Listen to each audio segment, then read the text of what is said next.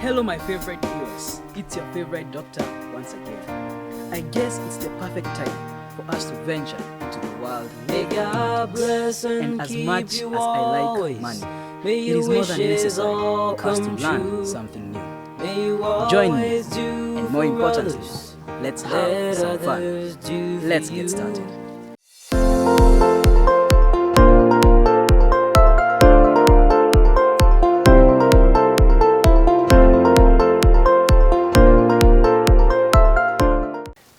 Welcome back my viewers. Today we will be talking about algebra, and I will be dealing with two things. The first thing that I will be dealing with is forming and solving algebraic equations. The second thing I will be dealing with is linear inequalities. Now, before we do algebra, there's something I want us to be able to understand. You have to be able to understand the question before you actually start working it out. You have to read the question, you have to understand the question, then you now have to begin interpreting the question. The second thing I want us to be able to understand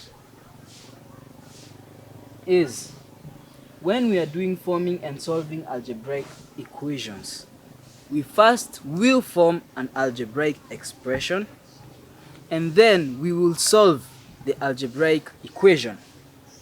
When we are doing linear inequalities, we will be dealing with things to do with greater than, less than, and equals to.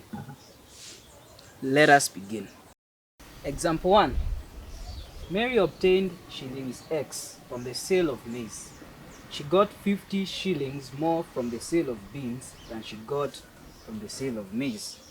If she obtained a total of 1,350 shillings from the sale of maize and beans, for how much did she sell her maize? Remember, the first thing that we have done is reading the question. Now we start interpreting the question.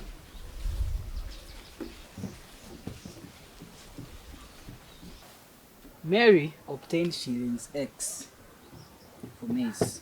So you write shillings X for maize. According to our question, she got 50 shillings more for beans. So for beans, it's going to be shillings X plus 50. That is our beans. We're interpreting the question. Remember, the total sale from the maize and the beans was 1,350. So this is what we are going to do. We are going to equate the shillings for maize and the shillings for beans for us to be able to get the value of X. So we are going to say X plus 50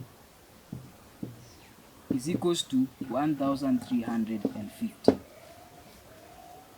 Now we look for like terms, X and X. So 2X plus 50 is equals to 1,350. The next thing that we are going to do, we are going to take 50 to where 1,350 is.